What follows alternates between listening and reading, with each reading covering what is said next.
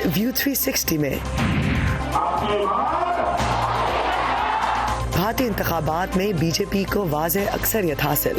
مودی حکومت کی واپسی پاک بھارت تعلقات کے لیے کیسی ہوگی؟ امریکہ میں 19 سال بعد خسرے کی واپسی, 800 سے زیادہ کیسز کی نشاندہی, اور دیکھیے گا امریکہ کی قدیم ترین مساجد میں سے ایک کا احوال. وائس آف امریکہ کے واشنگٹن اسٹوڈیوز میں آپ سب کو خوش آمدید. ویو 360 کے ساتھ میں ہوں ارم عباسی. دنیا کے جمہوری نظام کے سب سے بڑے انتخابات یعنی بھارت کے پارلیمانی انتخابات میں ابتدائی نتائج کے مطابق Bharatiya Janata party B J پی کی قیادت میں قائم حکمران اتحاد نیشنل ڈیموکریٹک الائنس دوبارہ حکومت میں آتا دکھائی دے رہا ہے. حکومت بنانے کے لیے 545 میں سے 272 سیٹوں کی ضرورت ہوتی ہے. بی جے پی نے تنہا ہی یہ ہنسا بآسانی پار کر لیا ہے. اس نقشے پر آپ دیکھ سکتے ہیں کہ ملک کے بڑے حصوں میں بی جے پی کامیاب نظر آ رہی ہے. 300 کے قریب سیٹیں اس کے کھاتے میں ڈالی جا چکی ہیں. یہ 2014 کے انتخابات سے بھی بہتر نتیجہ ہے پارٹی کے لیے, جبکہ اس نے 282 سیٹیں جیتی تھی اس وقت. دوسری جانب راہل گاندھی کی قیادت میں کانگریس نے کم از کم 53 سیٹیں حاصل کر لی ہیں, جو ان کی 2014 کے نتائج سے بہتر ہے جب پارٹی بدترین کارکردگی دکھاتے ہوئے صرف 44 سیٹیں حاصل کر پائی تھی. کل ملا کر بی جے پی اور اس سے منسلک اتحاد کے پاس کم از کم 337 سیٹیں آ چکی ہیں اس وقت, جبکہ کانگریس اور اس سے منسلک حزب اختلاف کے اتحاد کو 98 اور دیگر جماعتوں کو اب تک 100 کے قریب سیٹوں پر برتری حاصل ہے. نتائج مسلسل اپ ڈیٹ ہو رہے ہیں. نریندر مودی کی جیت کے پاک بھارت تعلقات پر اثرات کیا ہوں گے, اس پر ہم بات آگے چل کر کریں گے. آئیے پہلے چلتے ہیں دلی, جہاں پر ہماری نمائندہ رتل جوشی اس وقت بی جے پی کے ہیڈ کوارٹر کے پاس موجود ہے, جہاں پر ظاہر بات ہے سیکیورٹی بہت زیادہ ہے اور ان سے ہمارا رابطہ ہم کرنے کی کوشش کر رہے ہیں, لیکن سیکیورٹی زیادہ ہونے کی وجہ سے نیٹ ورک جو ہے کنیکٹیوٹی بہت خراب ہے. تو ہم کوشش کریں گے کہ رتل سے دوبارہ بات ہو. ابھی ہم بات کرتے ہیں پاک بھارت تعلقات پر کیا اثر پڑے گا اب جبکہ نریندر مودی دوبارہ حکومت بنانے جا رہے ہیں. اور جیسا کہ آپ جانتے ہیں کہ آج ہی پاکستان کی سرحد پاکستانی فوج کے شعبہ تعلقات عامہ نے نیوکلیئر ہتھیار لے جانے کی صلاحیت رکھنے والے بیلسٹک میزائل شاہین 2 کے ٹریننگ لانچ کا کامیاب تجربہ کیا ہے. انتخابات کے آغاز سے پہلے پاکستان کے وزیر اعظم عمران خان نے کہا تھا کہ نریندر مودی کی جیت پاکستان اور بھارت کے تعلقات میں بہتری کا سبب بن سکتی ہے, اور یہ بیان ایک ایسے وقت آیا تھا جب پلوامہ حملے کے بعد دونوں ملکوں کے درمیان سخت تناؤ جاری تھا. اب جبکہ نریندر مودی کی واپسی یقینی ہے, پاکستان کا لائحہ عمل کیا ہوگا, اس بارے میں بات کرنے کے لیے اس وقت اسلام آباد سے ہمارے ساتھ موجود ہیں سائنس اور ٹیکنالوجی کے وفاقی وزیر Fawad Chaudhry. Fawad, thank you so much for being with us. پہلے یہ بتائیے گا کہ بھارتی وزیر خارجہ سشما سوراج نے کرگستان میں شاہ محمود قریشی کو مٹھائی دی اور کہا کہ آپ کڑوا بولتے ہیں, اس سے کچھ مٹھاس آ جائے گی. تو مودی جی کی جیت پر پاکستان کا کیا پیغام ہے بھارت کو؟ میرا خیال ہے پرائم منسٹر عمران خان ان چند اولین عالمی رہنماؤں میں ہے جنہوں نے مبارکباد دی ہے پرائم منسٹر مودی کو الیکشن جیتنے کے اوپر. اور اگر آپ کو یاد ہو کچھ عرصہ پہلے جب یہاں پر ایک انٹرنیشنل پریس کی میٹنگ ہوئی تھی پرائم منسٹر صاحب سے, تو اس میں جو انہوں نے باتیں کی تھی مودی صاحب کے نئے الیکشن کو لے کے, جس پہ کافی تنقید بھی ہوئی کہ آپ کیوں یہ کہہ رہے ہیں کہ اب وہ الیکشن جیتیں گے تو وہ پیس کو زیادہ چانس ہے. سو اس سے ایک خیالات کا ایک علم ہوتا ہے پرائم منسٹر صاحب کے ایک خیال کا, اور وہ یہی سمجھتے تھے کہ پرائم منسٹر مودی اگر الیکشن جیتتے ہیں تو پاکستان اور ہندوستان کے درمیان ایک مضبوط حکومتیں ہی جو ہے وہ موو فارورڈ کر سکتی ہیں. سو دیکھیے, ہم نیبرز ہیں, نیبرز تبدیل نہیں ہوتے, ہمسائے تبدیل نہیں ہوتے. اور میں نے بھی اپنے ٹویٹر پیغام میں یہی کہا ہے کہ اگر صرف ہم سائنس اور ٹیکنالوجی میں ہی پاکستان اور ہندوستان کا آپس میں کوآپریشن کریں گے تو millions and millions of people اس ریجن کے جو پاورٹی لائن سے نیچے ہیں ان کو ہم فائدہ دے سکتے ہیں. سو چانس ہے مودی صاحب کے پاس. پاکستان کی پوزیشن پہلے بھی واضح ہے, ظاہر ہے ہم اب بھی امن کے لیے کھڑے ہیں. اچھا, لاہے عمل آپ نے کوئی تیار کیا ہوگا, کیونکہ جیسا کہ آپ نے خود کہا کہ عمران خان پہلے ہی کہہ چکے ہیں کہ مودی زیادہ مؤثر ثابت ہو سکتے ہیں مذاکرات کے لیے, تو اسپیسیفکلی کوئی پلان ہے آپ کے پاس اس وقت بھارت کو کس طرح اپروچ کیا جائے گا؟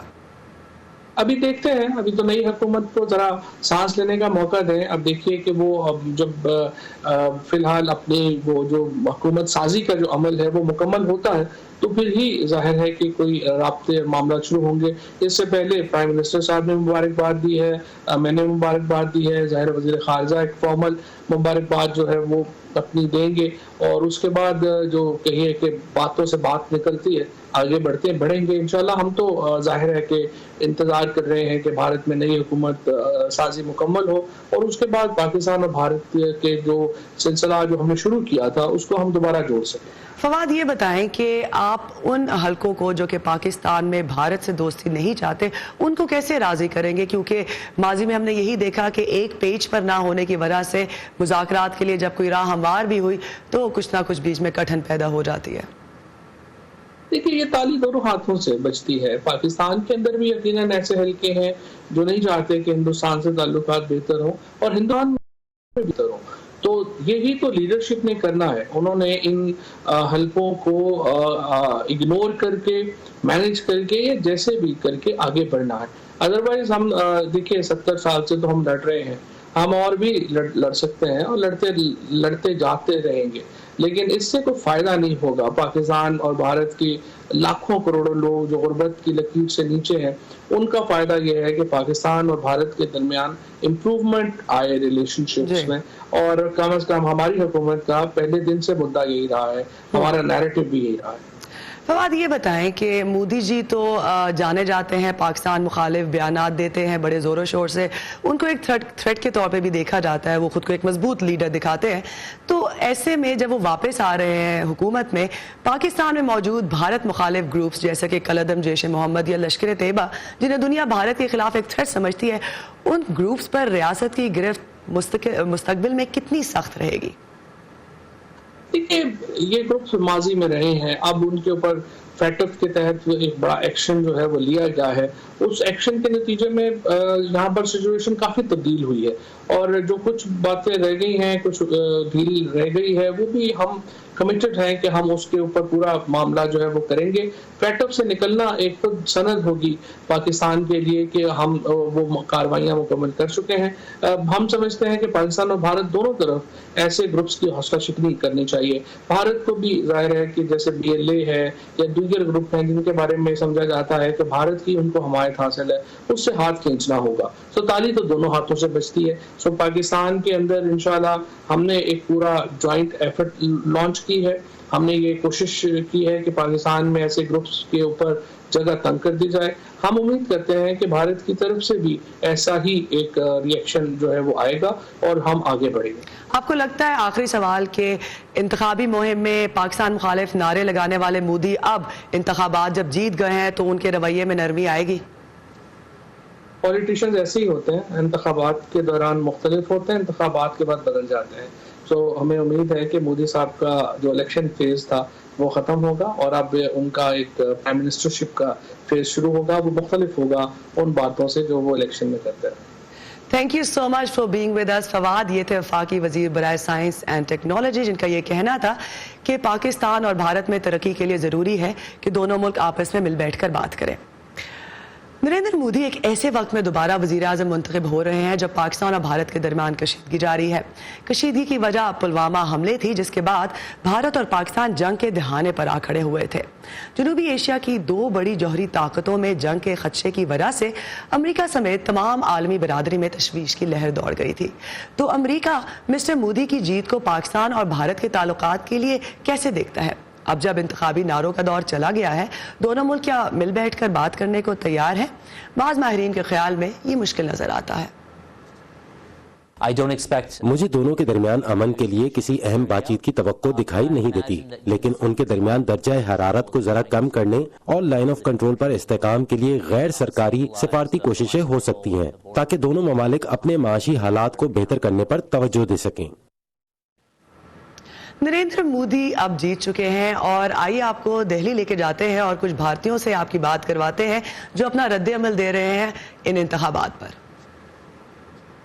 पूरे देश के अंदर होली दिवाली एक साथ मनाई जा रही हैं, लड्डू खिलाए जा रहे हैं, मिठाइयाँ बांटे जा रही हैं, पूरे देश में खुशी का माहौल है। हम सारे एनआरआईज, हम सब अराउंड द वर्ल्ड इतना मेहनत कर रहे थे, उनके नेतृत्व में हमारा वैल्यू पूरे वर्ल्ड में बहुत बढ़ा है। चूल्हे में लकड़ी की जगह सिलेंडर पहुंच गया। दूसरी बात, घर में टॉयलेट पहुंच गया, सबसे बड़ी बात उनके लिए। और सबसे इम्पोर्टेंट बात है कि छत और बिजली उनको मिल गई। अकेले मोदी जी ऐसे हैं कि जो इतना ज़्यादा देशभक्ति का अपना वो दिखाया है और कोई दिखा नहीं पाया आज तक। कहीं ना कहीं गलत चीज हुई, जो विपक्षी के किसी भी मांगों को, किसी भी बातों को शुरू से लेकर अब तक, चाहे इलेक्शन कमिश्नर हो या कोर्ट द्वारा हो, इग्नोर किया गया, उसको झुटलाया गया, उसको नज़रअंदाज किया गया। अब जब भारतीय जनता पार्टी दोबारा आएगी, अगर ये करके कुछ दिखाती तब ठीक है, लेकिन गरीबी खत्म नहीं, गरीबी जहाँ की तहाँ है बस। भारतीय इंतखाबात पर ताज़ा तरीन अपडेट्स के लिए आप हमारी वेबसाइट पर आ सकते हैं। इसके अलावा हमारे सोशल मीडिया पेजेस पर भी आपको लाइव अपडेट्स इन इंतखाबात के हवाले से मिल रही हैं। अफगानिस्तान में अमन अमल के लिए अमेरिका के नुमाइंदा ख़ुसूसी एम्बेसडर ज़ल्मे खलीलज़ाद पहली मरतबा अमरीकी सेनेट की कमेटी बराए ख़ारजा अमूर के सामने पेश हुए हैं, जहां उनसे तालिबान के साथ मुज़ाकरात में अब तक की पेशरफ्त के बारे में सवाल किए गए। अरकान कांग्रेस कुछ अरसे से वज़ीर ख़ारजा माइक पॉम्पियो से मुतालबा कर रहे थे कि अफगानिस्तान में अमन अमल के हवाले से उन्हें एतमाद में लिया जाए। बंद कमरे में होने वाली इस समात में कौन से मामलात ज़ेर गौर है, इस बारे में जानते हैं अमान अजहर से, जो कैपिटल हिल पर मौजूद है। अमान, पहले ये बताइएगा कि अवामी नुमाइंदे क्या जानना चाहते हैं और अमन अमल के हवाले से किन खदशात का इजहार किया गया है? जी देखिए, जिस तरह आपने खुद कहा, ये जो मुलाकात थी, ये ब्रीफिंग थी, बंद कमरे में थी, तो उस तरह से तफसीलात तो इसकी स्पेसिफिक सामने नहीं आई। अलबत्ता अगर हम ओपनिंग स्टेटमेंट देखें, जो रैंकिंग मेंबर हैं, सीनियर मेंबर बॉब मेनेंडेज की, जो सेनेट की फॉरेन रिलेशंस कमेटी की वेबसाइट पर पोस्ट भी हुई, उससे कुछ हमें अंदाज़ा होता है कि किस किस्म के मामला सामने आए। उसमें 3 बातें जो है वो इम्पोर्टेंट थी। एक तो उसमें इस ओपनिंग स्टेटमेंट में बॉब मेनेंडेज की जानिब से कहा गया कि इस बात को यकीनी बनाया जाए कि तमाम अफगान अवाम, जिसमें बशमूल जो अक़लियतें हैं या ख़वातीन हैं, उनके हकूक़ इस अमन अमल के हवाले से जो मुज़ाकरात हों उसमें यकीनी बनाया जाए, उसका तहफ़्फ़ुज़। दूसरी बात ये की गई कि जो इंट्रा अफ़गान डायलॉग है, उसमें अमेरिका इस बात को यकीनी बनाए कि जितने भी अफ़गान धड़े हैं उनके दरमियान इत्तेफ़ाक़ राय हो। और तीसरी बात ये कि जो यूरोपीय ममालिक हैं उनको भी इसके ऊपर निगोशिएशन में सीट दी जाए। खदशात 2 तरह के इस स्टेटमेंट में सामने आते हैं। एक तो बात ये कि क्या वो इस बात को यकीनी बना पाएंगे कि जो दीगर दहशतगर्द ग्रोह हैं वो उनकी जो वहाँ अफ़गानिस्तान में जितनी भी ठहराव है उसको रोक सकें, जिसमें हक्कानी नेटवर्क शामिल है, लश्कर तैयबा शामिल है, जिसके बात की गई स्टेटमेंट में। और आखिरी चीज़ जो थी वो ये कि क्या तालिबान इस अमल है, इसकी तफसीलात या बातचीत में मुखलिस भी हैं या नहीं। तो ये बातें कुछ सामने आई इसके अंदर। अमान, ये बताइएगा कि क्या एम्बेसडर ज़ल्मे खलीलज़ाद कमेटी मेंबरान को अफगान अमल पर अपनी कोशिशों के हवाले से कायल कर पाए? जी, इसे अगर हम जो चेयरमैन थे, कमेटी चेयरमैन जिम रिश, अगर उन्होंने बाद में जो गुफ्तगू की, और बहुत वन लाइनर ही गुफ्तगू थी, अगर उसमें देखें तो उनका कहना था कि वो इस बात पर सेटिस्फाई हैं कि एम्बेसडर खलीलज़ाद जो है वो कामयाबी के साथ आगे बढ़ रहे हैं इस गुफ्तगू में। लेकिन फिर उन्होंने ये कहा कि हमेशा बात यही होती है कि क्या आप किस हद तक कामयाब हो पाए हैं और क्या आप इस बात के कामयाबी से इख्तिताम भी कर पाएंगे या नहीं। तो अभी ये मामला जो है ये इन कमेटी और कांग्रेस या जो लेजिस्लेटर्स हैं उनके सामने मौजूद हैं। जी, कैपिटल हिल से हमारे साथ मौजूद थे अमान Azhar, thank you very much. Pakistan के बारे में अहम खबरों के लिए आइए हमारी वेबसाइट urduvoa.com पर, और अगर आपको वेबसाइट तक रसाई में मुश्किल हो रही है तो आइए facebook.com/voa उर्दू के पेज पर, जहां आपको हमारी तमाम कंटेंट बआसानी मिलेगी। अमेरिका में मुसलमान 17वीं सदी से आबाद हैं, लेकिन उनकी तारीख से बहुत कम लोग वाकिफ हैं। अमेरिका की वस्ती रियासतों में मुसलमानों की आबादी नहायत कम है, लेकिन वहाँ हिजरत करके आने वाले मुसलमानों की तारीख की कुछ कीमती यादें आज भी मौजूद हैं। साकिबुल इस्लाम हमें ले जा रहे हैं रियासत नॉर्थ डकोटा के मैदानों में कायम एक खास मस्जिद में। अमेरिका की वस्त मगरबी रियासत नॉर्थ डकोटा के शहर रॉस के इस सुनसान मैदान में कुछ कब्रें हैं, जिन पर कुछ मुसलमान और कुछ गैर मुस्लिम नाम गंदा हैं। मेरे वालिद एल्बर्ट 1889 में पैदा हुए। उनका नाम पहले अब्दुल्ला था। रिचर्ड उमर, जो खुदा बेग ईसाई हैं, यहाँ अपने मुसलमान माँ बाप की कब्रों की देखभाल करने आते हैं, लेकिन उनके यहाँ आने का एक और मकसद अमेरिका में मुसलमानों की मजहबी तारीख के एक अहम बाब की हिफाजत करना भी है। یہ مسجد 1928 میں وجود میں آئی. اس کے بارے میں کہا جاتا ہے کہ یہ امریکہ میں تعمیر کی جانے والی پہلی مسجد تھی اور آج بھی امریکہ کے نقشے پر یہ فرسٹ ماسک ان امریکہ کے نام سے نظر آتی ہے.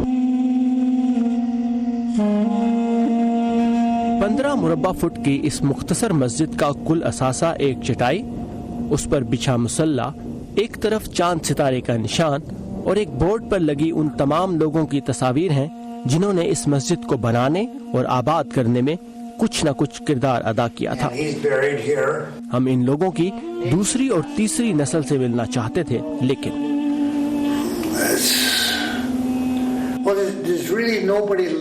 اب یہاں کوئی ایسا شخص نہیں رہا جس سے آپ بات کر سکیں.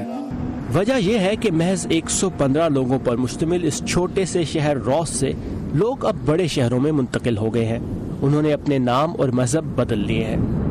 زراعت اور تیل کی صنعت کے زوال کے ساتھ ہی اس شہر کے باسی بھی کم ہونے لگے اور اب اس شہر میں کوئی مسلمان نہیں بستا.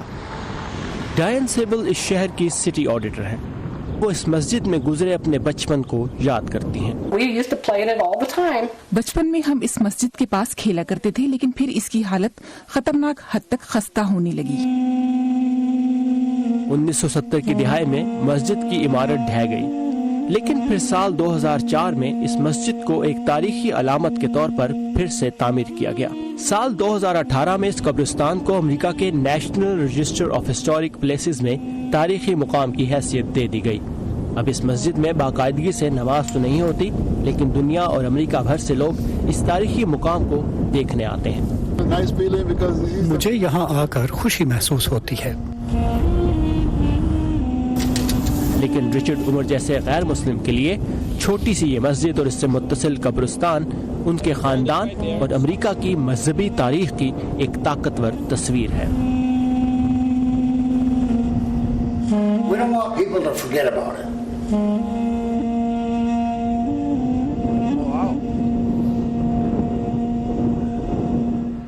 اس وقت ثاقب الاسلام ہمارے ساتھ اسٹوڈیو میں موجود ہیں. ثاقب، سب سے پہلے یہ بتائیے گا کہ اس مسجد کو تعمیر کرنے والے لبنانی اور شامی باشندے اس علاقے میں گئے کیوں جب یہ بہت ہی ویران علاقہ لگتا ہے؟ بالکل یہ سوال تھا جو مجھے وہاں لے کر گیا اور وہاں پر مجھے ان کی دوسری اور تیسری نسل کو ڈھونڈنے میں مشکلات اس لیے ہوئیں کہ یہ کہانی شروع ہوتی ہے 1862 میں جب امریکی صدر ابراہم لنکن نے امریکہ کی دور دراز ریاستوں میں سنسان میدانوں کو آباد کرنے کے لیے لوگوں کو، جس میں مہاجرین اور تارکین وطن بھی شامل تھے، یہ آزادی دی کہ وہ اگر ان زمینوں پر جا کر رہیں، انہیں آباد کریں، انہیں زراعت کے لیے استعمال کریں تو وہ زمینیں ان کو مفت دے دی جائیں گی اگر وہ 5 سال تک یہ کرتے ہیں. اور پھر 1880 اور 90 کی دہائی میں شام، جو کہ اب لبنان کہلاتا ہے علاقہ، وہاں سے جو تارکین وطن ہیں وہ امریکہ آئے. انہوں نے اس قانون سے فائدہ اٹھایا اور پھر یہ زمینیں آباد کی اور پھر 1920 کی دہائی میں یہ مسجد بنی اور باقی کہانی آپ نے دیکھی. یہ بتائیے گا کہ آپ کچھ مزید بھی اس طرح کی سٹوریز ہمارے دیکھنے والوں کے لیے لے کر آئے ہیں؟ بالکل، اور اسی قانون کے تحت چونکہ امریکہ کی یہ وسط مغربی ریاستیں جہاں پر سنسان میدان ہے، آج بھی ان کو آباد کرنے کے لیے لوگوں کو وہاں بلایا گیا کہ وہ وہاں رہیں، تو پھر جو وہاں پر مسلمان جو آئے اس زمانے میں ان کی نشانیاں موجود ہیں. اور اسی طرح کی ایک مسجد جو موجود ہے امریکی ریاست آئیوا کے شہر سیڈر ریپڈز میں، اور اس کی خاص بات یہ ہے کہ وہ مسجد آج بھی اسی حالت میں موجود ہے جس طرح یہ مسجد 1930 کی دہائی میں بنائی گئی تھی. Saqib, thanks for the update.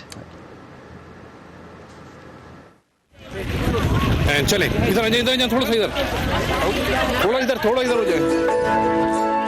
ہم سب اپنے آپ میں کہاں پرفیکٹ ہیں؟ یہ جو ہمارے آس پاس کے لوگ ہیں نا، وظیفہ کا جب اس کے بازو پروستھیٹکس لگا، یہی ایک دوسرے کو بہتر بناتے ہیں اور پھر مل کر ایک بہتر ملک بناتے ہیں ہم. لیکن ملک بھی اپنے آپ میں کہاں پرفیکٹ ہوتے ہیں؟ تو دنیا کے دوسرے ملک ایک دوسرے کے لیے ہاتھ بڑھاتے ہیں. ایسے ہی تو ایک بہتر دنیا بناتے ہیں ہم.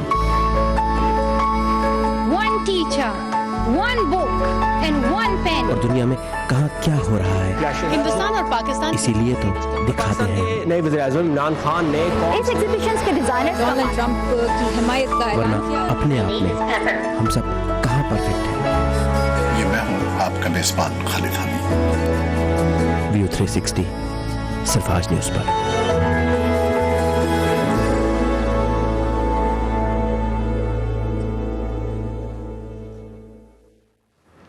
اور اب ہمارا ہفتہ وار ہیلتھ سیگمنٹ. امریکہ میں 25 سال میں خسرے کی وبا ایک بار پھر لوٹ آئی ہے. ملک کی 50 میں سے 25 ریاستوں میں خسرے کے کیسز سامنے آ چکے ہیں. بیماریوں کی روک تھام کے امریکی ادارے centres for disease control and prevention کے مطابق صرف اس سال یعنی 5 ماہ کے دوران اب تک 880 افراد اس مرض میں مبتلا ہو چکے ہیں. امریکہ کو سن 2000 میں خسرے سے مکمل طور پر پاک قرار دے دیا گیا تھا، مگر پچھلے کچھ سالوں سے کئی امریکی والدین اپنے بچوں کو خسرے سے بچاؤ کی ویکسین دینے سے انکار کر رہے ہیں، جس سے یہ مرض پھر سے پھیل رہا ہے. خسرہ سمیت چھوت کی کئی بیماریوں اور موذی امراض سے بچاؤ کا مؤثر ترین طریقہ ویکسین کو قرار دیا جاتا ہے. اس سال عالمی ادارہ صحت نے اپنی پہلی ملیریا ویکسین بھی جاری کی ہے اور سائنسدان HIV اور کینسر کے خلاف بھی ویکسین ڈھونڈ رہے ہیں. مزید جانتے ہیں اس رپورٹ میں.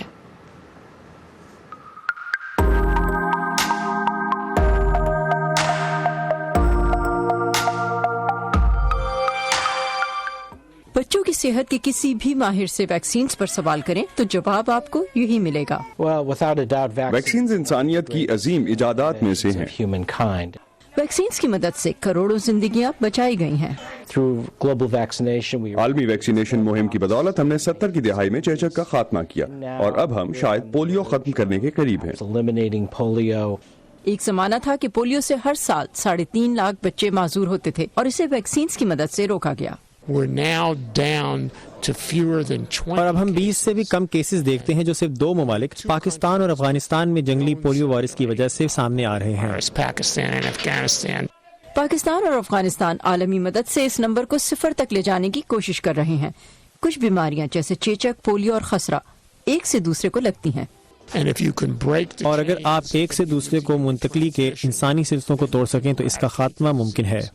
زیادہ تر وہ بیماریاں جن سے ویکسین کی مدد سے بچاؤ ممکن ہے وائرسز سے ہوتی ہیں، لیکن اب ملیریا کے خلاف بھی ویکسین دستیاب ہے، ایک ایسا مرض جو ایک پیراسائٹ سے ہوتا ہے. یہ انسانی ملیریا پیدا کرنے والے پیراسائٹس کے خلاف پہلی ویکسین ہے. پیراسائٹس بیکٹیریا اور وائرس کی نسبت انتہائی پیچیدہ جاندار ہوتے ہیں اور اس لیے اس کی پہلی ویکسین بنانے میں 30 سال لگے ہیں. دوسرے پیراسائٹ سے بچاؤ کے لیے بھی ویکسینز پر کام ہو رہا ہے. ہم نظر انداز کیے جانے والی ٹراپیکل علاقوں کی بیماریوں کے لیے نئی ویکسینز ڈھونڈ رہے ہیں، جیسا کہ شسٹوسومائسس، ہکوام کا انفیکشن، چگاس اور لیشمینائسس. سائنسدان کینسر کے خلاف بھی ویکسینز ڈھونڈنے میں مصروف ہیں. جگر اور سرویکل کینسر کی ویکسینز پہلے ہی موجود ہیں. مقصد بریسٹ کینسر اور دوسرے بڑے مہلک کینسرز کے خلاف حفاظت ہے. HIV ویکسین کے ٹرائل ساؤتھ افریقہ میں ہو رہے ہیں اور ایسی اینٹی باڈیز جو HIV وائرس کو انسانی خون میں ہی رد کر دیں بنانے کے لیے لیبارٹری میں ریسرچ جاری ہے. ہم اس کے اوپر ویکسین بھی دیتے ہیں تو یہ نہ صرف وبا کو روکنے میں کامیاب ہے بلکہ اس کا خاتمہ بھی کر رہی ہے. ایسی دنیا جو مہلک امراض سے پاک ہو، جہاں زیادہ لوگ صحت مند بچے بڑے کر سکیں، روزی کما سکیں اور غربت سے نکل سکیں. یہ ایک ایسی دنیا ہوگی جہاں نہ صرف لوگ بلکہ ملک بھی ترقی کر پائیں گے. کیرل پیئرسن کے ساتھ صبا شاہ خان، وائس آف امریکہ. یہ تھا ہمارا اس ہفتے کا ہیلتھ سیگمنٹ جس میں آپ نے جانا کہ کس طرح سے موذی امراض کے لیے ویکسین ڈھونڈی جا رہی ہے. یہ تھا آج کا ویو 360. فیڈ بیک کے لیے آئیے facebook.com/VOA اردو کے پیج پر. تازہ ترین خبروں کے لیے آئیے ہماری ویب سائٹ urduvoa.com پر. اسی کے ساتھ ارم عباسی کو دیجیے اجازت.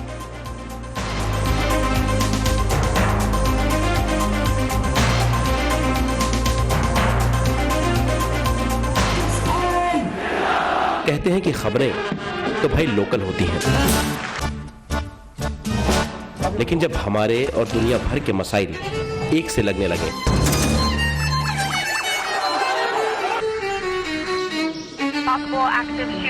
تو آنکھیں کھلی رکھنی چاہیے. امریکہ نے پاکستان اور بھارت کے کیا پتا کون سی خبر آپ کے کام آ جائے. Great ideas. 25-year-old, 22-year-olds who are building billion-dollar companies. Our dream is to bring new technologies. View 360 صرف آج نیوز پر.